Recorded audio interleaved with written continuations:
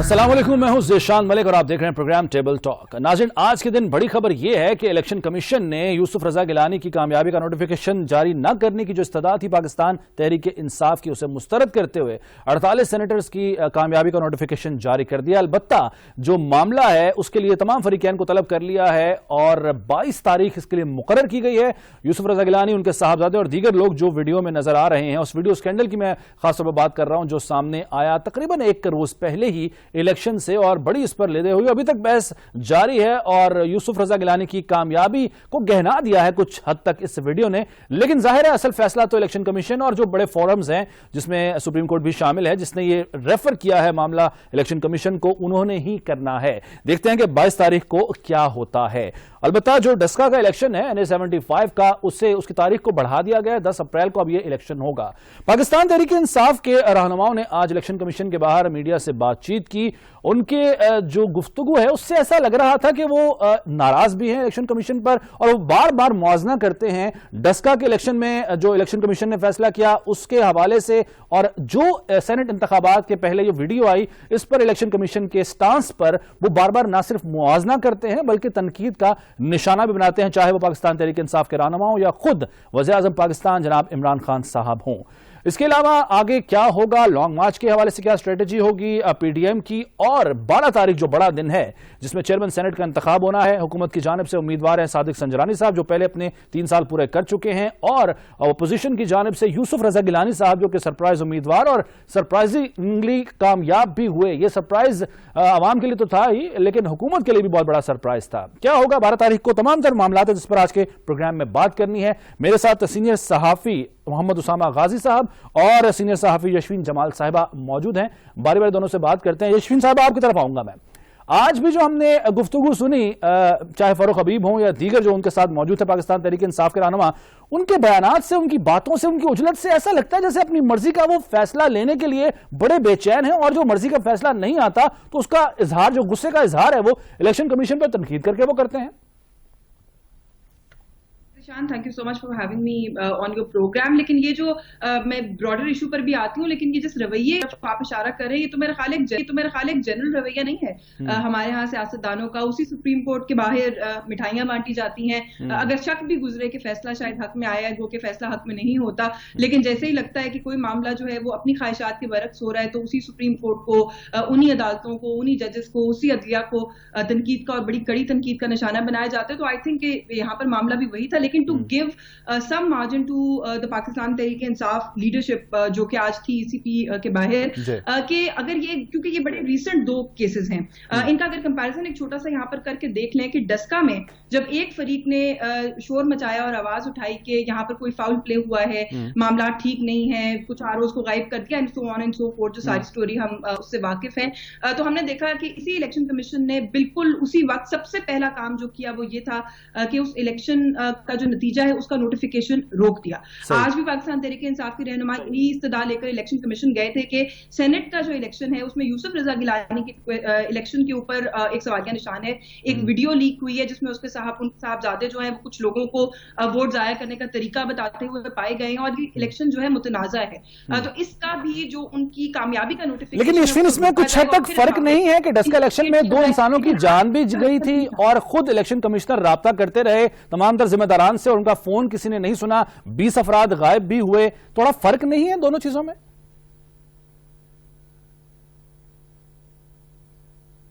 दिशान आपकी आवाज कट रही है।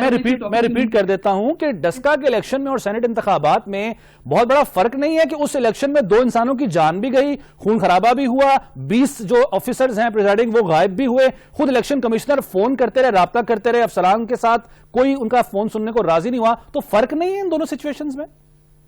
देखिए, बिल्कुल कोई भी 2 सिचुएशंस जिनको हम कंपेयर कर रहे होते हैं वो बिल्कुल एक सी तो नहीं होती ना, लेकिन जो एक ब्रॉडर रूल है वो तो हमें यही समझ में आई ना कि एक इलेक्टोरल एक्टिविटी हुई है जो कि कंट्रोवर्शियल हुई है। ऑफ कोर्स उसके नंबर ऑफ रीजंस हो सकते हैं। यहाँ पर भी वही मामला है, पैसे चले कहाँ से चले, सिटिंग प्रोविंशियल मिनिस्टर्स की ऑडियो लीक हो जाती है, जो कैंडिडेट है उनके बेटे की वीडियो लीक हो जाती है उस वीडियो के अंदर, और फिर उसके बाद वो इतराफ भी करते हैं कि वीडियो मेरी है, मैं ही इस सारे मामले को लुक आफ्टर कर रहा था। तो आई थिंक ये भी एक बहुत बड़ा सवालिया निशान तो है ना। और फिर उसमें एक पार्टी जो है वो फरीक बनकर आई भी है इलेक्शन कमीशन में। ये भी नहीं है कि इलेक्शन कमीशन को खुद से किसी ने नोटिस लेने का कहा है। तो फिर अगर उसी प्रोसीजर और उसी रूल को सामने रखा जाता तो इलेक्शन पीटीआई के लोगों का आज जो गुस्सा था या शिकायत थी वो कम से कम मुझे तो समझ में आती। अच्छा, उसामा आप बताइएगा कि जिस तरह यशवीन भी जिस तरफ इशारा कर रही है और खुद पाकिस्तान तहरीक इंसाफ भी बार बार मुआवजा करती है दोनों दिनों का, दोनों इलेक्शंस का, एक ज़िमनी इलेक्शन था और एक सेनेट का जो इंतखाब है उसकी जानिब, तो क्या उतनी ही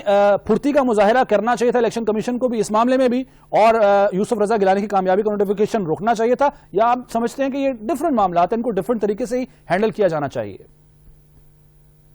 दोनों मुख्तलिफ हैं। अगर आप देखें ना, उसमें असलहा आपको नजर आता है, उसमें मामला नजर आता है कि 20 लोग गायब हैं, उनका जवाब जो तसल्ली बख्श, तो उसमें लूपहोल्स है कि जी अगर कोई 360 के करीब अगर पोलिंग स्टेशन हैं उनमें से नजर आता है कि 20 का मामला था, और यही चीज 20 से 23 और पहले उनकी जो उम्मीदवार की गिनती थी वो भी यही लेकर गई थी। तो बाकी 347 के करीब जो थे उनका अगर मामला ठीक था तो फिर इतना, या 337 का, तो फिर ये क्यों सारे का किया गया। और उस पर फौरी उन्होंने इसलिए भी लिया इलेक्शन कमीशन, शायद ये कहता है कि हम तो खुद राब्ता करते रहे और हमें ना चीफ सेक्रेटरी मिल रहा था ना आईजी मिल रहा था, तो इस वजह से वो फिर उसको उन्होंने देखा कि पर्सनली हम इस चीज को देख रहे थे, उसमें इलेक्शन कमीशन इस तरह से इन्वॉल्व था। सही। जहां तक बात है गिलानी साहब के मामले की, देखिए शान ये तो किसी से ढकी बात है नहीं कि इसमें पैसा चला है और सबको पता है अंदर क्या कुछ हुआ है, इमरान खान साहब तक को पता है, एजेंसियों को पता है, खुद इमरान खान साहब एजेंसियों को बुला के उनसे पूछ ले। अब मसला ये है कि इलेक्शन कमीशन अगर करना चाहे तो कर सकता है, लेकिन उसके बाद क्या वो संभाल पाएगा? अगर वो नोटिफिकेशन रोक देता यूसुफ गिलानी साहब का, तो उसके बाद उनको नजर आ रहा आगे चल के प्रूव कर सकेंगे किस तरह से। वो एक जिमनी इलेक्शन का मामला, देखिए ना, उसका इम्पैक्ट पूरे मुल्क पर उस तरह से है ही नहीं। सही है। जिस तरह से यूसुफ इलेक्शन का मामला है या ये सेनेट इलेक्शन का मामला है, आप उसका देख लीजिए कि उस पर इमरान खान साहब को फिर इत्मीनान का वोट लेना पड़ गया। इतना ज्यादा हाईलाइट, तो कौमी असम्बली के मेंबर इमरान खान साहब के साथ नहीं है, तो इसलिए दोनों के इम्पैक्ट में बहुत ज्यादा फर्क है। लेकिन ये बड़ी दिलचस्प बात नहीं है उसामा के जिन अरकान के नामों का पता है, खुद बकौल वजीर दाखिला शेख रशीद साहब के 17 लोगों के नामों का हमें पता है, 16 या 17 जितनी भी तादाद बनती है, और उन्हीं से फिर एतमाद का वोट भी लिया जाना, तो ये तो वज़ीर आज़म को उन अरकान ने एनआरओ दिया, इसका मतलब है पूरी है। और क्या करें, अगर हुकूमत गिरानी अगर आप दोबारा से, वो तो फिर ऑपोजिशन तो यही तो चाहती है कि फिर तो मेजोरिटी खत्म हो जाएगी इमरान खान साहब की, और फिर ये किस तरह से जाएगा। इमरान खान सब समझते हैं जी जो मैं सोच के आया था, एक सोच लेकर करप्शन के खिलाफ हमने चलना है, वो तो अब कहते हैं कि हमें 10 साल चाहिए अगर मुकम्मल तौर पर। अच्छा, तो आप अंदाजा लगाएं कि फिर वो, तो इसलिए वो हकीकत पसंदी में आ जाते हैं। अब देख रहे हैं, एक वक्त में इमरान खान साहब 2011 से पहले कहते थे बिल्कुल एक आइडियलिस्ट थे, और उसके बाद फिर उन्होंने भी इलेक्टेबल्स को साथ मिलाया, 2013 के इलेक्शन के बाद इलेक्टेबल्स को साथ मिलाया, जहांगीर तरीन साहब जैसे लोग। पॉलिटिक्स इस तरह होती है, उसमें आगे जाके शायद इमरान खान साहब उनको कोई सजा दे दे, उनको टिकट ना दे, दीगर जो भी उनके खिलाफ कोई एक्शन ले, लेकिन फिलहाल नहीं दे सकते हो। फिर ये भी देख रहे हैं कि सारे के सारे क्या उनकी जमात के थे, ये भी एक बड़ा सवाल है। सही तो बहरहाल बायस तो है इलेक्शन कमीशन को, जो कुछ करना चाहिए था यूसुफ गिलानी साहब के मामले में, जिस तरह से इलेक्शन हुआ है वो तो वो नहीं कर सका, और मुझे लगता है वो इंटरेस्ट जो हमें डालने जो इलेक्शन कमीशन है ही बात है। अच्छा यशवीन, फारूक हबीब साहब ये तो कहते हैं कि इलेक्शन कमीशन उन 17 लोगों का पता करे जिन्होंने अपना वोट बेचा है, लेकिन अगर खुद हुकूमत को पता है तो उन लोगों के नाम तो हुकूमत को खुद देने चाहिए इलेक्शन कमीशन को कि जी ये बंदे हैं, इनके खिलाफ अब आप कार्रवाई करें। वो नाम भी उनके डिस्क्लोज नहीं करते हैं और उम्मीद भी करते हैं इलेक्शन कमीशन से कि वो खुद पता करवाए। इलेक्शन कमीशन जो है वो एजेंसियों से पता करे, पूछे कि कौन लोग हैं जिन्होंने पैसा लिया है, बेचा है अपना वोट। ये दोहरा मयार नहीं है? बिल्कुल दोहरा म्यार है जी। और आपने खैर दोहरा म्यार अब मैं कहूंगी कि शायद इसलिए नहीं है कि they are very open about it now. Sheikh Rashid साहब का आपने हवाला तो दिया कि उन्होंने कहा है कि वजीर आजम जानते हैं कि वो 16 लोग कौन हैं जिन्होंने वोट नहीं दिया हफीज शेख साहब को, लेकिन साथ ही साथ उन्होंने उस बयान के आगे ये भी कहा कि वो कुछ कर नहीं सकते, क्योंकि अगर इन 16 लोगों के खिलाफ कार्रवाई होती है तो इमरान खान इतने बेवकूफ तो नहीं है कि अपनी हुकूमत जो है उसी को खुद ही गिरा दें। तो ये भी उनके बयान का हिस्सा था। अगर आप उस पूरी गुफ्तगू को सुने जिसमें उन्होंने ये बात कही है, तो आई थिंक कि वो जो एक बात है ना आइडियलिस्टिक पॉलिटिक्स की, कि आइडियल यूटोपियन पॉलिटिक्स करनी है और उसूलों पर मबनी कोई सियासत इस मुल्क में होगी या होनी चाहिए, या खान साहब जो है वो उसूलों पर सियासत करना चाहते हैं, वो जो कुछ कहते रहे उसको छोड़ दीजिए। पिछले 2-2.5 साल से जिस तरीके से उन्होंने गवर्नमेंट की है, हुकूमत की है, हुक्मरानी की है पाकिस्तान पर, मेरा ख्याल है अगर कोई शक, शुबा, गलत फहमी, खुश फहमी, कुछ भी कह लीजिए आपको, किसी के दिल में थी कि खान साहब जो है वो उसूलों पर सियासत करने के लिए आए हैं, वो इस मुल्क को संवारने के लिए सियासत करने के लिए आए हैं, तो मेरा ख्याल है वो अब खत्म हो जानी चाहिए। फिर इसका प्रचार भी तो नहीं करना चाहिए ना यशफीन बार बार? जी मैंने अर्ज किया इसका प्रचार भी बार बार नहीं करना चाहिए। दूसरों को चोर करार देना, डाकू करार देना, दूसरों को धोखेबाज करार देना। किताबी बातें करना तो अच्छी होती है ना, वो तो करनी चाहिए। किताबी बातें और आइडियलिस्टिक बातें जो होती हैं वो तो लोगों को जोश दिलाने के लिए, मैं कह रही हूँ ना, ये बिल्कुल basic, this is politics 101 for you, जो इस वक्त मुल्क में हो रही है, जो इस मुल्क में पहले से होती चली आई है और खान साहब भी कर रहे हैं। तो मैं जो बात कर रही थी उसको मुकम्मल कर लूं कि कोई भी डाउट था कि कोई और रीजन है खान साहब का इक्तदार में आने का, तो वो खत्म हो जाना चाहिए। खान साहब भी बाकी सब लोगों की तरह इस मुल्क में इक्तदार की सियासत कर रहे हैं, इक्तदार करने के लिए आए थे, वजीर आजम बन के रहना चाहते हैं, वो चाहते हैं वो इस मुल्क पर हुक्मरानी करें, और जितनी वो इस अपनी हुक्मरानी को तूल दे सकते हैं वो उसके लिए भी सब कुछ करने को तैयार है। तो और इस सब कुछ करने में क्या वो तमाम तर चीजें भी शामिल होंगी जिनके जरिए पहले 3 साल पहले सादिक संजरानी को चेयरमैन सेनेट मुंतखब करवाया गया था और अब भी उन्हें चेयरमैन सेनेट मुंतखब कराने की कोशिश की जा रही है? आपने आज इंफॉर्मेशन मिनिस्टर की लगता है मुझे जी वो कल का है, लेकिन उन्होंने आज वजाहत दी है। उन्होंने जो कल इंटरव्यू दिया था उन्होंने आज अपने ट्वीट में वजाहत जरूर दी है उसकी।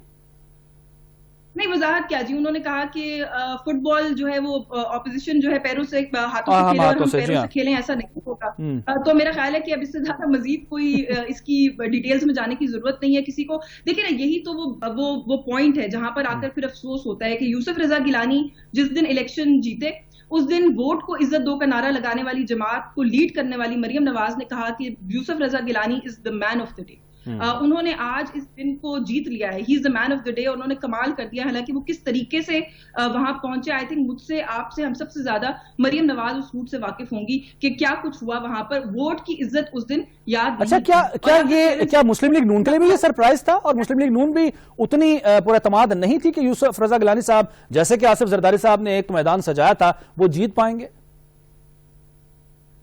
देखिए, जब इस तरह के मामलात पर ये जमातें इकट्ठा होती हैं और फिर वो जमातें जो इस तर्ज पर सियासत करती आई हों और वो सब जानती हों, बारीकियों को जानती हों कि किस तरीके से इन मामलात को मैनिपुलेट या मनूवर किया जाता है अपने फेवर में, तो मैं नहीं समझती कि पीएमएलएन को कोई डाउट होगा। आई एम श्योर कि दे न्यू के जो नंबर्स का मामला है वो जो है उसको मैनेज कर लेंगे। यूसुफ रजा गिलानी कह लीजिए, पीपल्स पार्टी कह लीजिए, वो मैनेज कर लेंगे। ठीक है उसामा, आपसे भी 2 सवाल करूंगा। एक तो यही वाला सवाल जो मैंने यशफीन से अभी किया कि क्या मुस्लिम लीग नून को भी उतना यकीन और एतमाद था जितना खुद पाकिस्तान पीपल्स पार्टी को था? क्योंकि शुरू में तो मुस्लिम लीग नवाज और जमीयत उलमा इस्लाम ज़िमनी इलेक्शन में लड़ना चाहते थे, ना ही सेनेट के इंतखाबात में हिस्सा लेना चाहते थे। वो तो कहते थे इस्तीफे देंगे, हम बाहर आएंगे सड़कों पर। तो पीपल्स पार्टी ने उन्हें कन्विंस किया। क्या मुस्लिम लीग नवाज पर एतमाद थी या नहीं? दूसरी बात जो जिसकी तरफ खुद यशफीन ने भी इशारा किया, हवाला दिया, शिबली फराज साहब ने जो इंटरव्यू देते हुए गुज़श्ता रात वो कहा था कि हर तरीका वो इख्तियार करेंगे, हर हरबा इख्तियार करेंगे जिससे हमारा कैंडिडेट जीते, बाय द बुक नहीं चलेंगे। और उसके बाद में जो उन्होंने ट्वीट में जरा थोड़ा उसकी वजाहत की और कहा कि नहीं, मतलब कोई और मतलब उन्होंने जाहिर किया। तो हुकूमत से भी हम वही एक्सपेक्ट करें कि जो अपोजिशन ने किया बज़ाहिर या मुबैना तौर पर, हुकूमत भी वही करेगी? हुकूमत वो करेगी और इसके लिए सादिक संजरानी साहब को फुल सपोर्ट है और हुकूमत पीछे होगी। हुकूमत से मुराद है नहीं तहरीके इंसाफ या इमरान खान साहब, वो इसको बराह रास्त नहीं देख रहे। सेनेट इलेक्शंस को इमरान खान साहब देखा कि इत्तेमाद की वोट की दफा वो आपको एक्टिव नजर आए, उधर बैठे रहे लोगों के साथ और उनको यकीन दहाना करवाते रहे, जो सब कुछ हुआ उस तरह से नहीं है। लेकिन ये हफीज शेख वाला मामला भी नहीं है कि जनाब बस एक कोशिश की है कि इत्तेमाद था कि यार बिकेंगे तो सही लेकिन इतने ज्यादा नहीं बिक जाएंगे, ये वो वाला किस्सा भी नहीं है। और सादिक संजरानी साहब का मैं बताऊं तो मेरी नजर में पलड़ा भारी है यूसुफ रजा गिलानी साहब की निस्बत। अच्छा, एक तो ये वाला हर दूसरा ये कि आप हैं। सादिक सिंजरानी साहब के हवाले से ये भी बातें आ रही हैं कि कुछ लोग हैं जिन पर उनके जाती एहसानात हैं। नून लीग के कुछ लोग हैं जिनका नून लीग को भी पता है, 4 सेनेटर्स हैं जो मशकूक हैं, और वो सिंजरानी साहब और सादिक सिंजरानी साहब ने उनके बड़े मुश्किल पर्सनल काम किए हैं, इससे रिपोर्ट हो चुकी। इसके अलावा तस्लीम एहसान साहिबा है, तो वो भी अपोजिशन में गिनी जा रही है, लेकिन उनका कुछ पता नहीं किस तरफ जाएंगी, तो उनके भी ज्यादा चांसेस हैं कि वो इत्तेहाद की तरफ जाएंगी। तो मुझे लग रहा है सादिक सिंजरानी साहब जो है ना वो हर तरह का पत्ता खेलेंगे। जिस तरह आपने देख लिया, आपको भी साथ शामिल करना, हर एक के पास जाना, तो ये इंटेंशन उनकी जाहिर हो रही है। जहां तक आपने पूछा यूसुफ गिलानी के इलेक्शन के बारे में नून लीग का, देखिए नून लीग का तो इस सिस्टम पर नहीं है स्टे का। नून लीग को पूरा पाकिस्तान चाहिए, उनको सिर्फ पंजाब नहीं, और पीपल्स पार्टी का स्टेक इस सिस्टम में है। तो नून लीग चाहती है कि पूरा सिस्टम किसी भी तरह, वो कहते हैं ना खेटांगे, तो वो जिस तरह मियां नवाज की मसला कि अगर गेम हो रही है और उसमें उनके स्टेक्स नहीं है, वो जीत नहीं रहे, तो वो फिर लुडो नहीं होता बच्चा, या कोई भी गेम में उठा के फेंक देता है। तो वो इस सिस्टम के साथ वही किसी तरह सिस्टम लपेटा जाए। पीपल्स पार्टी के स्टेक्स हैं, तो इसलिए आप देख लीजिए यूसुफ रजा गिलानी अगर जीते हैं तो नून लीग के उम्मीदवार हार भी जाती हैं, और इस पर भी इनका फटा चल रहा है। बिल्कुल बाकी फजल रहमान साहब भी ये चाहते हैं, पीपल्स पार्टी की पॉलिटिक्स बिल्कुल मुख्तलिफ है, उनके मकासद मुख्तलिफ है सिस्टम में। अच्छा उसामा, क्या नून लीग सिस्टम को लपेटना चाहती है? वो चाहती है कि ये सिस्टम नाकाम हो लेकिन चलता रहे, और ये इमरान खान साहब अपना जो टाइम लिमिट है वो पूरी करें, टेन्योर पूरा करें, और इतने नाकाम हो जाएं कि उसका फायदा फिर इलेक्शन में, अगले इलेक्शन में मुस्लिम लीग नवाज उठाए? जिस तरह मछली पानी के बगैर होती है, इस तरह शरीफ खानदान इक़्तिदार के बगैर वही हालत होती है। और आप देख लीजिए वो और वो इक़्तिदार के बगैर नहीं रह सकते, क्योंकि मरियम साहिबा हुक्मरान खानदान है, तो खानदान में हुक्मरान है। अगर हुकूमत उनके पास नहीं है तो समझ रहे हैं कि इस तरह इंसान को समझे कि ये उनसे छिन क्या है, वो विरासत में मिलता है उनको, तो कोई उनसे किस तरह कर सकता है कि मरियम क्या हम आज भी नवाज शरीफ है, वो कहते हैं कि नवाज शरीफ के अलावा वज़ीर आज़म हो ही नहीं सकता, कानून के अलावा हो ही नहीं सकता, मतलब बिलावल भी नहीं हो सकता, पार्टी भी नहीं हो सकती, कोई भी नहीं हो सकता, कोई शख्स नहीं, किसी और के पास और कोई इस्तेहकाक नहीं है, कोई और हो ही नहीं सकता। उनसे जब भी छीना जाएगा तो ये इक़्तिदार छीना गया है, ये कोई खलाई मखलूक आ जाती है छीन लेती है। तो वो इसलिए जब देंगे नहीं स्टेट्स, वो किसी भी सूरत नहीं मानेंगे, वो पीपल्स पार्टी को भी नहीं मानते जब उनको हुकूमत मिल जाती है। उसके लिए भी वो साजिशें मियां नवाज शरीफ साहब करते रहे हैं, सीओडी के बावजूद करते रहे हैं। 2008 के बाद 2013 जिस तरह दिन गिन के गुजारे, ये वही जानते हैं। वो तो उनको पंजाब में मिली हुई थी हुकूमत, अगर पंजाब में भी नहीं मिलती, मैं आपको बता रहा हूं कि कभी भी 2-2.5 साल से ज्यादा इनको वो पहले दिन से शुरू हो जाते कि किस तरह से हमने पीपल्स पार्टी को, वो जो मामला थोड़ा बहुत चलता रहा वो भी इसीलिए कि पंजाब उनके पास गवर्नमेंट, तो वो तो एक दिन बर्दाश्त नहीं है, एक दिन जो गुजर रहा है वो अब उनके लिए बड़ा मुश्किल है। तो वो चाहते हैं कि अभी आज के दिन इलेक्शन अनाउंस हो जाए, लेकिन पीपल्स पार्टी को पता कुछ मिलना नहीं, तो इसलिए वो तो पूरे 5 साल उस तरह समझते हैं कि ठीक है कि इस पर प्रेशर कायम रखा जाए, और उसके बाद आगे 5 स्टेट्स में पंजाब में बना सकें, दीगर जगहों पर रोड्स बना सकें, हम पीडीएफ को इस्तेमाल कर सकें अपने मकासद के लिए, और सिंध हो सकें। अब जब बंडल आइलैंड की बात आएगी वो वहां पर अपने स्टेट्स ले सकें। तो पीपल्स पार्टी की पॉलिटिक्स प्रैग्मेटिक है। आप देखिए अब तक जितना भी पीडीएम आगे गई है, आखिरकार जो जरदारी साहब पहले दिन से कहते रहे, पहले दिन से चाहते रहे, वो वही रहा है, अगर आप नोट करें। जी हाँ, बिल्कुल ठीक है। अच्छा यशवीन, आप भी इत्तेफाक करती हैं कि मुस्लिम लीग नून का यही स्टांस है कि ना खेडांगे ना खेडन देंगे? जी मैं इस पे जरूर कमेंट करती हूँ। एक तो वो आप लोग पहले संजरानी साहब वाली बात कर रहे थे, तो वो इतना जरूर ऐड कर दूं कि शेख रशीद साहब ने कहा है कि संजरानी साहब के मौक्कल जो है वो बड़े तेज हैं, तो इसलिए उनकी फिक्र मत। उन्होंने रियासत का उम्मीदवार भी करार दिया है, हुकूमत नहीं कहा, रियासत का उम्मीदवार है। उम्मीदवार नहीं है, ये रियासत के उम्मीदवार है, उनके मुख्तल बड़े तेज है, तो उनकी फिक्र मेरा ख्याल है हम छोड़ देते हैं, वो अपना मामला कर लेंगे। उनका मामला वैसे भी मुख्तलिफ है, 2 ही लोग जो है वो मेरा ख्याल है 2 या 3 लोग जो है उन्होंने तोड़ने हैं सोटू से, तो आई थिंक वो उसको मैनेज कर सकते हैं। लेकिन ये जो बात अभी आप लोग कर रहे थे, मैं थोड़ा सा उसामा से इस पर डिसएग्री करूंगी, and I think I will go with the point of view जो आपने सवाल में लिया कि मेरी अंडरस्टैंडिंग ये है कि नून लीग इस वक्त इस लाइन के ऊपर है कि इस गवर्नमेंट को अपने बोझ के तले दबने दिया जाए, और ये जो मौक़िफ़ है नून लीग का, या ये जो स्ट्रैटेजी है नून लीग की, ये नई नहीं है। ये स्ट्रैटेजी नून लीग ने उस वक्त से अपनाई हुई है जब से पाकिस्तान तहरीक इंसाफ हुकूमत में आई, और आज भी वो उसी को लेकर चल रहे हैं। ये मेरी पर्सनली मरियम नवाज शरीफ साहिबा से मुलाकात हुई थी जब वो अडियाला जेल में थी,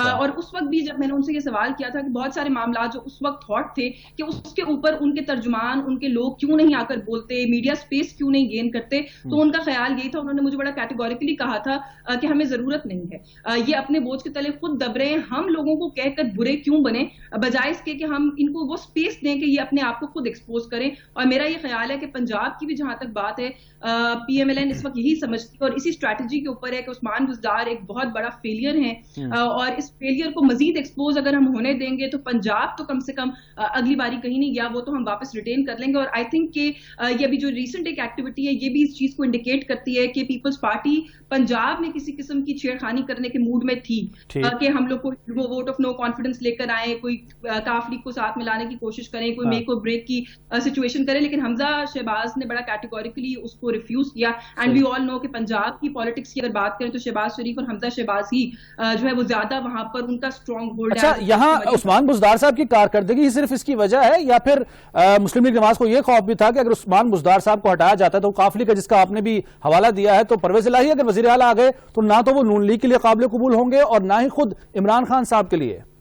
देखिए, ऑफ कोर्स उसका वो रीजन भी हो सकता है, वो भी एक उसका एस्पेक्ट जरूर है, लेकिन एक ब्रॉडर स्ट्रैटेजी जो है वो इस वक्त पाकिस्तान मुस्लिम लीग नवाज की यही है कि इस गवर्नमेंट को एक्सपोज होने दिया जाए। देखिए ना, वैसे भी 3 साल तकरीबन इस हुकूमत को पूरे होने वाले हैं, अगर किसी किस्म की कोई स्ट्रैटेजी शिफ्ट करती भी है PMLN तो उसको ट्रांसलेट होते होते रियलिटी में 3 साल और कुछ वक्त ऊपर भी शायद गुजर ही जाएगा। आखिरी 2 साल में तो मैं नहीं समझती कि कोई भी ऐसी सियासी जमात जो कि इतना एक्सपीरियंस रखती हो इस मुल्क की सियासत का, जैसे कि नून लीग है, वो चाहेगी कि जो 2 साल आखिर में कैंपेन करने के होते हैं, अपने जो अपोनेंट्स होते हैं उन पर तनकीद करने के होते हैं, उनके खिलाफ शोला बयानी के होते हैं, वो 2 साल वो खुद को हुकूमत में लाकर या किसी भी तरह से सेटअप का हिस्सा बनाकर इम्तिहान में डाल दे। सो आई थिंक जो लार्जर पार्ट का टेन्योर है PTI का वो ऑलरेडी गुजर चुका है, गुजर रहा है। सो आई डोंट थिंक कि PMLN इस वक्त किसी भी इस तरह के मूड में है कि वो इस तरह की किसी चीज का हिस्सा बने, और PMLN इसी स्ट्रैटेजी पर है कि ये अपने बोझ के तले खुद दबे।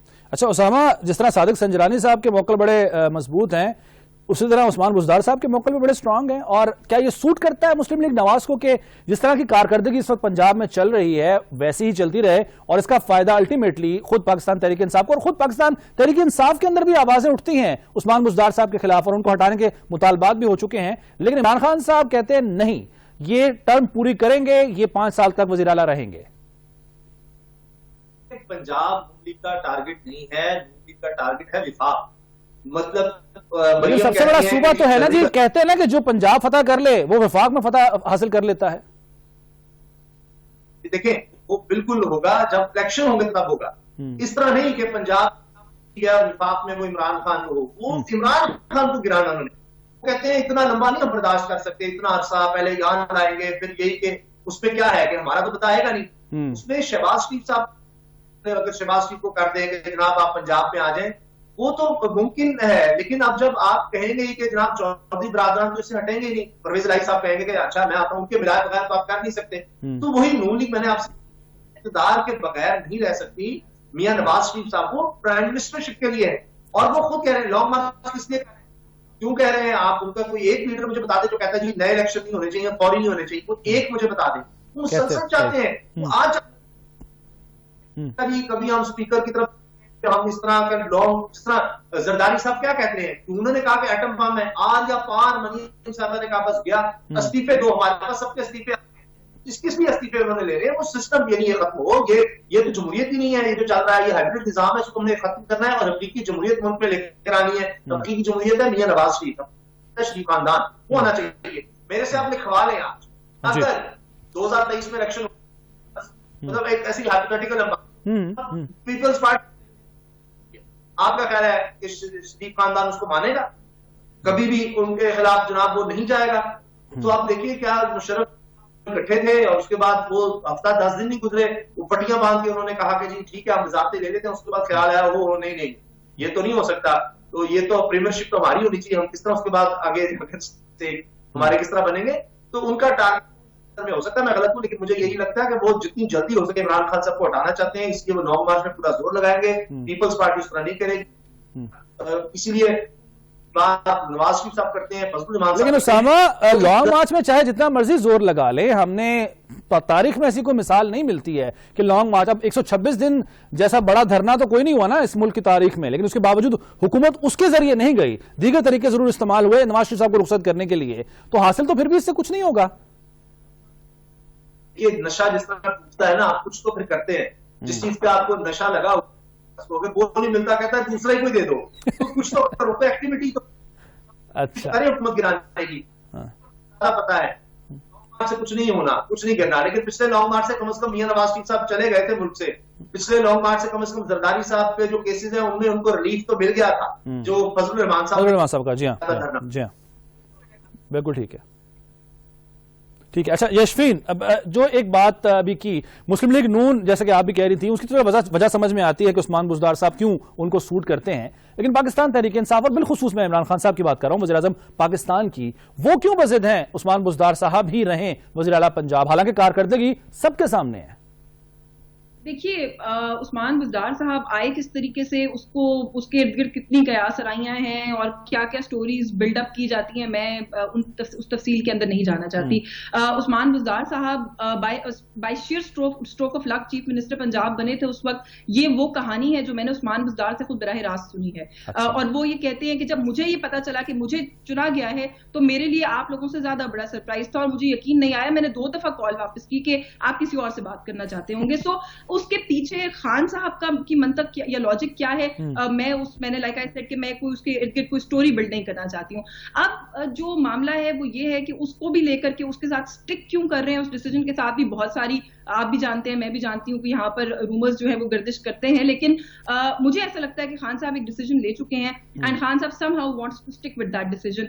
उसकी 2 रीजंस हो सकती हैं। एक तो ये कि just out of the fact कि वो इमरान खान है और वो कुछ चीजों के ऊपर अगर चिढ़ जाएं और उस्मान बुज़दार पर वसीम अकरम प्लस और बहुत कुछ कह के उनको चिढ़ाने की कोशिश की गई है, तो वो फिर उसके पीछे लग जाते हैं, जो उनकी एक नेचर है। सो एक तो वो रीजन भी हो सकता है। दूसरा रीजन जो मुझे समझ में आता है वो ये है कि वो किसी भी किस्म की तब्दीली अगर पंजाब में करेंगे वजीर आला की, तो उसके अंदर जो इत्तेहादी हैं वो किसी किस्म की शराकतदारी या जो कुछ वादे वईद किए गए हैं वो मनवाने के लिए आगे आ सकते हैं। ऑफ कोर्स वो एक अच्छी पॉलिटिकल मूव नहीं होगी कि इत्तेहादियों को या तो नाराज किया जाए या फिर उनको ये मनसब ही दे दिया जाए और अपने हाथ से इतने बड़े सूबे की वजारत आला जो है उसको छोड़ दिया जाए। तो ये दोनों चीजें जो है वो उनको एक डायलेमा में मुब्तला कर सकती हैं। So this can also be one of the reasons के वो बुज़दार साहब के साथ स्टिक करना चाहते हैं। और एक तीसरी बात ये कि पाकिस्तान तहरीक इंसाफ की ओवरऑल जो स्ट्रैटेजी है इस वक्त सियासत करने की, जो स्ट्रैटेजी है गवर्नेंस और डिलीवरेंस की, मुझे नहीं लगता कि उस्मान बुज़दार उससे कुछ बहुत ज्यादा मुख्तलिफ कर सकते हैं। सो एक प्योरली रीजन ये भी हो सकता है कि उनकी जो परफॉर्मेंस है उससे आप और मैं तो शिकायत कर सकते हैं, लेकिन खान साहब जो है वो हो सकता है कि मुकम्मल तौर पर मुतमईन हो। और एक बात और भी, अगर आप लोगों में से किसी को इत्तेफाक हुआ है उस्मान बुज़दार साहब से मिलने का, उनसे बात करने का, वो उनको कुछ अंडर एस्टिमेट भी किया जाता है। मुझे लगता है वो खासे मामला फहम है, उनको कुछ हल्का लेने की भी कोशिश की जाती है। उन्होंने अपने इर्द गिर्द जो एक पॉलिटिकल स्ट्रॉन्ग होल्ड जिसकी जरूरत होती है ऐसे किसी भी मनसब या ओहदे पर कायम रहने के लिए, उन्होंने अपना होमवर्क और ग्राउंड वर्क हमेशा पूरा रखा होता है। अच्छा, तो मेरा ख्याल है ऐसी कुछ राय जो है वो नवाज शरीफ साहब के बारे में भी हुआ करती थी। उनका जो घर का नाम है भोला, उन्हें यही कहा जाता कि वो बड़े भोले हैं, लेकिन असल में जो उनको करीबी से जानने वाले हैं वो बताते हैं कि कितने समझदार हैं वो। ऐसा ही है ये, मैं आपको बता रही हूँ कि देखिए ना, उनकी गवर्नेंस से तो इख्तिलाफ हमें पाकिस्तान तहरीक इंसाफ की, तो अगर पॉलिसीज की बात करें तो ओवरऑल 10 चीजें आप बता देंगे, 10 मैं बता दूंगी, 10 उसामा की ये चीजें या एरियाज वो हैं जिन पर काम होने की जरूरत है, काम नहीं हो रहा, तो वो तो ठीक है, वो तो फिर आप इनकी बुज़दार साहब पर भी कर लीजिएगा। लेकिन ये है कि आई थिंक कि जो एक पूरा ओवरऑल एक पॉलिसी पर्सपेक्टिव है पीटीआई का, आई डोंट थिंक कि उस्मान बुज़दार उसके अंदर कोई मिसफिट है या उसके अंदर कहीं पूरे नहीं उतरते। तो आई थिंक ये भी एक रीजन है खान साहब शायद उनके साथ स्टिक करना चाहते हैं, क्योंकि आप जानते हैं पिछले 2 दिन भी बड़ी हवाएं थी, कम से कम इस्लामाबाद में तो बड़ी तेज हवाएं चल रही थी कि यहाँ से बस अभी आया उस्मान बुज़दार का इस्तीफा, लेकिन ऐसा नहीं हुआ। सो आई थिंक कि मुझे ऐसा लगता है कि जब तक खान साहब की हुकूमत है उस्मान बुज़दार जो है वो वजीर आला रहेंगे। ठीक है। अच्छा, आप ही बता दीजिए, मैं लॉन्ग मार्च के हवाले से कुछ बात तो उसामा ने भी की है, लेकिन लॉन्ग मार्च अब 26 तारीख तो दे दी गई है, मुकर्रर कर दी गई है। आगे रमजान का महीना भी आ रहा है, गर्मियां भी आ रही हैं, कोरोना की लहर में भी शिद्दत आ चुकी है, और ये हमें पता है कि जो असल में मैन पावर होती है वो मौलाना फजलुर रहमान साहब की होती है, उनके जो मदरसों के तलबा हैं वो शामिल होते हैं, तो ही एक स्ट्रेंथ बनती है और हमें बड़ी तादाद नजर आती है। रमजान का महीना, गर्मी, तमाम तर फैक्टर्स किस हद तक असरअंदाज होंगे लॉन्ग मार्च पर, और आपको लगता है कि लॉन्ग मार्च की तारीख देने में उजलत का मुजाहरा कर रही है पीडीएम, ये उनको उल्टा नुकसान हो सकता है इससे? देखिए, नुकसान इसका डेफिनेटली होगा। नुकसान मौलाना फजलुर रहमान एक दफा पहले आकर उठा भी चुके हैं मैंने वो धरना भी खुद एक्सटेंसिवली जाके कवर किया था। मैंने मौलाना को वहां पर 3 दिन मुसलसल इंटरव्यू किया। मौलाना ने मुझे पहले दिन कहा कि यहाँ से इशारा करके पार्लियामेंट हाउस की तरफ कि अब हमने सिर्फ वहां जाना है, पीछे की तरफ इशारा करके कहा कि वहां का रास्ता बंद करके आए हैं। और जब मैंने उनसे पूछा कि वहां पर तो बड़े नाके हैं, आप कैसे जाएंगे, तो उन्होंने कहा वो तोड़ने हमें आते हैं, हमें दीवारें तोड़नी भी आती है, ये इंटरव्यू रिकॉर्ड पर है। सो उस वक्त भी उनका जज्बा जो था या जोश जो था वो ये था जो मैंने आपको बता दिया। लेकिन फिर हमने देखा कि वो जितनी जोश के साथ आए थे उतनी खामोशी के साथ वापस चले गए, हम उन्हें ढूंढते रह गए इस्लामाबाद की गलियों में। सो आई थिंक कि ये सारे फैक्टर्स जो है ये बिल्कुल जो आप कह रहे हैं इनका एक नेगेटिव इम्पैक्ट होगा। रमजान है, मौसम तब्दील हो रहा है, ये सारा कुछ। लेकिन लॉन्ग मार्च करने का जो रीजन है थोड़ा सा उसको भी मेरे पॉइंट ऑफ व्यू से अगर मैं इजाजत दें 1 मिनट की, तो I think Maulana Fazl Rehman is the only factor जिसकी वजह से पीडीएम जो है वो सड़कों पर निकलने के लिए आमादा हुई है। क्योंकि आप भी जानते हैं कि पाकिस्तान पीपल्स पार्टी जो है वो तो इन हाउस तब्दीली और पता नहीं कौन कौन सी कॉन्स्टिट्यूशनल हेरा फेरियां जो है उनको सामने रख रही थी कि इस तरह का कोई मामला करना चाहिए। नून लीग की जहां तक बात है, मैं तो अभी तक इस बात पर कायम हूं कि लॉन्ग मार्च भी नून लीग का कोई उस तरह का आइडिया नहीं है। Noon league is only doing it to gain some media space out of it, some optics out of it, and that's it.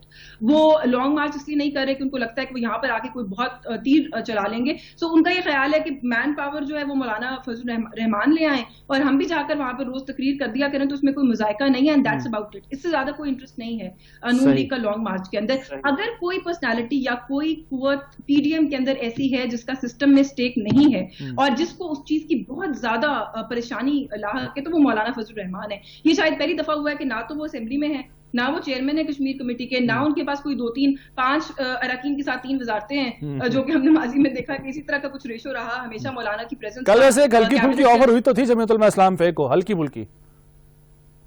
अब देखिए ना, ये एक ऐसे पॉइंट पर हुई थी कि अगर इस हल्की फुल्की ऑफर को वो एक्सेप्ट कर लेते तो फिर क्या बनता बाकी पूरे प्लेटफॉर्म का। लेकिन मैं आपको एक और बात बताऊं, अगर जेयूआई की एज अ पार्टी प्रेजेंस की बात करनी है तो मैं तो अभी भी समझने से कासिर हूं कि मौलाना को किस चीज का शिकवा या दुख है। क्योंकि प्रेजेंस तो बहुत अच्छी है, एज जो अगर आप उनकी पुरानी कंपैरिजन करके देखें तो नेशनल असेंबली में उनका नंबर बिल्कुल अच्छा है, कोई ऐसा बुरा नंबर नहीं है। मसला सिर्फ ये है कि उनकी अपनी जात इस वक्त पार्लियामेंट का हिस्सा नहीं है, एक बात। दूसरी बात यह कि मौलाना फजल रहमान और इमरान खान कितने एक दूसरे को लेकर पर्सनल हुए हुए हैं, मेरा ख्याल है उसकी तफसील में जाने की जरूरत नहीं है। तो ये कुछ जातियात की लड़ाई भी जो है वो हो चुकी है। और पीडीएम लॉन्ग मार्च कर रही है तो सिर्फ मौलाना के इस्रार पर कर रही है। बाकी दोनों जमातें इसलिए निकल रही है मौलाना के कहने पर कि उनको पता है कि मौलाना बंदे हैंडल कर लेंगे, तो थोड़ी बहुत हमारी भी वाह हो जाएगी। इससे ज्यादा मेरा नहीं ख्याल कि इस लॉन्ग मार्च के साथ हमें कोई भी इंपॉर्टेंस अटैच करने की जरूरत है। अच्छा उसामा, मौलाना साहब जो है वो चाहते हैं कि लॉन्ग मार्च और बकिया जमातें उनके साथ हैं, लेकिन पिछली मरतबा की तरह उनके साथ इस दफा भी हाथ तो नहीं हो जाएगा? पहले भी जमातें एक तरह से साथ तो थी, बाद में कोई कहां गया कोई किधर गया। अलबत्ता लॉन्ग मार्च के बारे में ये भी बता दीजिएगा, जो मैंने जिन फैक्टर्स का जिक्र किया, यशवीन से मैंने पूछा है, मौसम की सख्ती, रमजान मुबारक का महीना और कोरोना की जो लहर में तेजी है, ये सब कितना असरअंदाज होंगे इस लॉन्ग मार्च पर? बहुत ज्यादा इसके असरात होंगे, इसलिए कि अगर वहां पर जब लोग जाकर बैठते हैं, मेरा ख्याल है कुछ देर तो वो कोशिश करेंगे धरना देने की, और खुदा न खास्ता केसेस सामने आते हैं जिसके चांसेस तो हैं बहुत, उसका आप कितना खौफनाक इम्पैक्ट होगा। और ये उस तरह का तो धरना है नहीं जो पहले दिया गया था, उस वक्त हालात और थे। और कुछ समझ के आ रहे हैं, और जिस तरह अब्दुल हैदरी साहब को उन्होंने उम्मीदवार बनवा लिया है डिप्टी चेयरमैन सेनेट के लिए, तो अपनी पार्टी का एक रखरखाव उन्होंने रखा है। अगली दफा के लिए भी उन्होंने दी होंगी कि अगली दफा किस तरह से होगा, पीडीएम के साथ उनके क्या स्टेक्स होंगे, फिर ये कि सीट एडजस्टमेंट की तरफ वो जा सकेंगे। तो बहुत कुछ इस धरने से वो हासिल करने की कोशिश करेंगे। और उनको भी पता है कि पिछला धरना भी नाकाम हुआ था, ये धरना भी नाकाम होना है। तो उन्होंने एग्जिट स्ट्रेटेजी तो पूछी होगी कि जिस तरह पिछली दफा कहा था कि हमें कह दिया गया है और अब हम पूरे मुल्क पे फैला रहे हैं इस दायरे को, इसी तरह का कुछ मेरा ख्याल है वो कर जाएंगे वहां पर कि जी अब हमने दिखाना था, अब इनके मिलत तरले आ रहे हैं, हुकूमत के इमरान खान की टांगे कांप गई है और वो अब लोगों को भेज रहा है हमारे पास कि नहीं मुझे माफ कर दो, और अब कुछ अर्से तक हमें यकीन दहानी करा दी गई है कि अब इलेक्शन होंगे, हम जो हासिल करने आए थे वो हमने हासिल, तो इस तरह की बातें करके वापस आ जाए।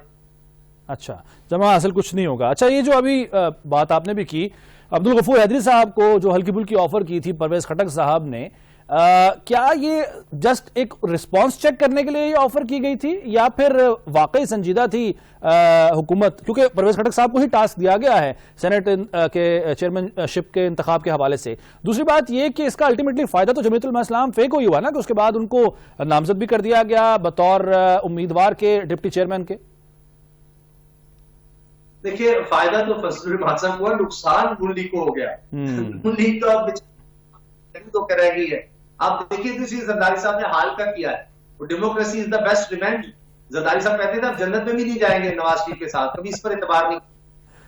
तो जरदारी साहब जो है वो बड़ा जबरदस्त खेल रहे हैं और उन्होंने अब कोशिश करनी है कि पंजाब में किसी तरह, उनको भी पता है कि आखिर सिंध में रहकर कब तक वो बिलावल को वज़ीर आज़म देखना चाहते हैं और वो सिर्फ नहीं हो सकता। उनको खैबर पख्तूनख्वा में, बलूचिस्तान के साथ साथ पंजाब में भी कुछ ना कुछ तो ये चाहिए कि 7 सीटों से तो नहीं, वो लेने नहीं चाह रहा, टिकट नहीं लेना चाह रहा।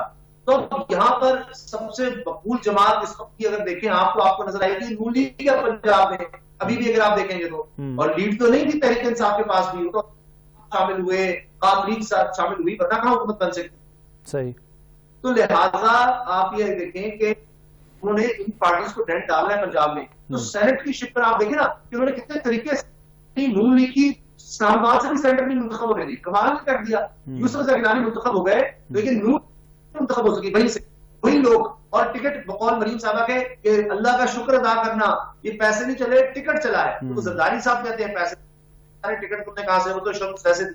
तो लिहाजा अब जरदारी साहब बड़ा बेहतर खेल रहे हैं, फजलुर रहमान साहब को मिल गया, लेकिन नून लीग को क्या मिला? वो जी ऑपोजिशन लीडर, यही तो बहस हो रही थी। 8 घंटे बैठ के भी ये बात नहीं मनवा सके कि जी अब्दुल गफूर हैदरी साहब होंगे। तो हुकूमत ने नहीं ऑफर दी, चूंकि ये कहा जा चुका है कि यार जो भी होता है, ये इशारा दे दिया गया जिस तरह भी होता है ना, अब जो भी होता है कि पूरे कर दो, अब संजरानी साहब को रहना चाहिए। तो उसके लिए सब ऑफर्स टेबल पर थी, इसलिए एक चुटकुला सा छोड़ा था जरा उनको चेक करने के लिए कि जनाब आप जो कहें हम तैयार हैं, आप आ जाए, ताकि पीडीएम में भी तो दरार डाले ना, उधर भी हम अटैक करें जिस तरह इन्होंने हमारे अंदर किया है। हाँ। तो इस तरह की ऑफर्स जो है ना वो हो सकती है और सियासत में कोई आखिर नहीं होता। तो लिहाजा आगे चल के पता नहीं 2.5 साल बाद इमरान खान साहब क्या हो, किस तरह से किसके साथ चले, आखिर काफ लीग एमक्यूएम के साथ भी चलने को तैयार हुए ना, तो इसलिए ये कोई बहुत नहीं है। लेकिन ये बाकायदा मैं समझता हूँ कि उस तरह ऑफर नहीं थी कि इमरान खान साहब को लेकर कॉन्फिडेंस में, और ये बिल्कुल टेबल पे थी। क्या था कि आप क्या सोचते हैं? देखिए ये भी हो सकता है, आए तो सही बात तो करें। ठीक है। अच्छा यशवीन, क्या ऐसा ही होगा जैसे उसामा भी कह रहे हैं कि आखिर में मुस्लिम लीग नवाज जो है वो तनहा रह जाएगी, अकेली रह जाएगी? पाकिस्तान पीपल्स पार्टी बड़े अच्छे तरीके से अपने पत्ते खेल रही है।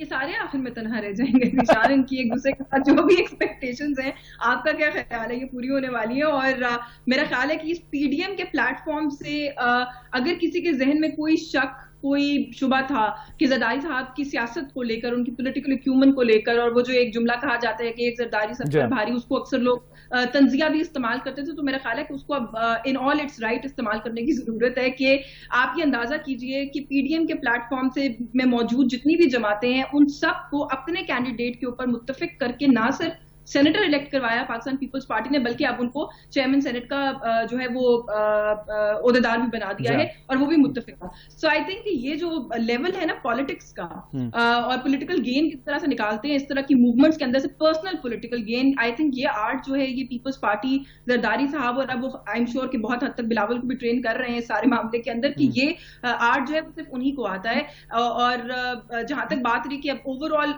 इस तहरीक से क्या निकलेगा, लॉन्ग मार्च है, वो तो मैंने पहले कह दिया कि लॉन्ग मार्च पॉलिटिकल ऑप्टिक्स के लिए और स्पेस के लिए है।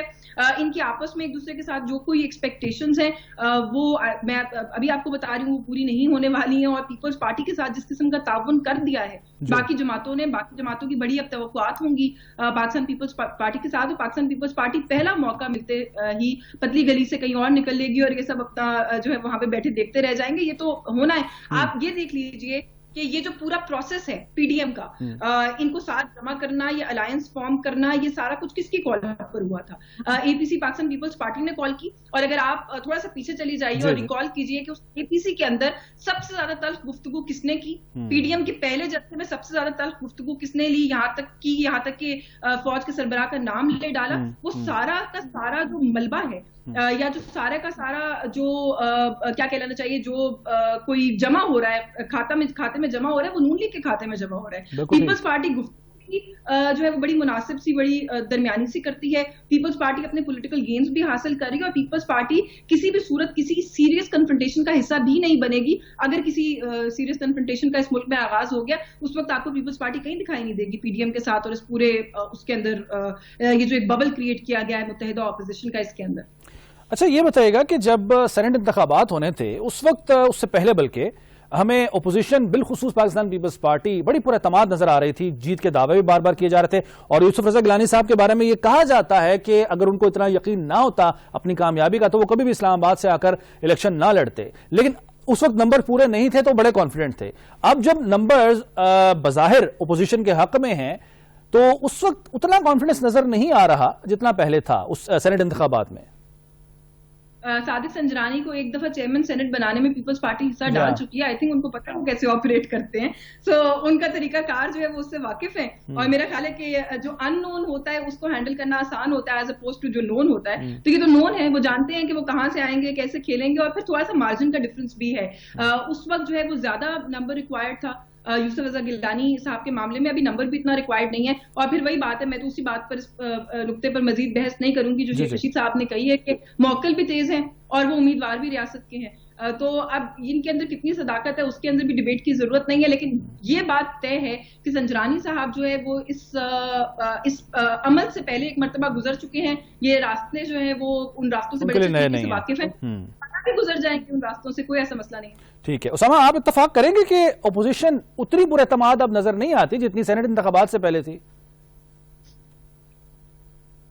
ऑपोजिशन वाकई दुरुस्त है।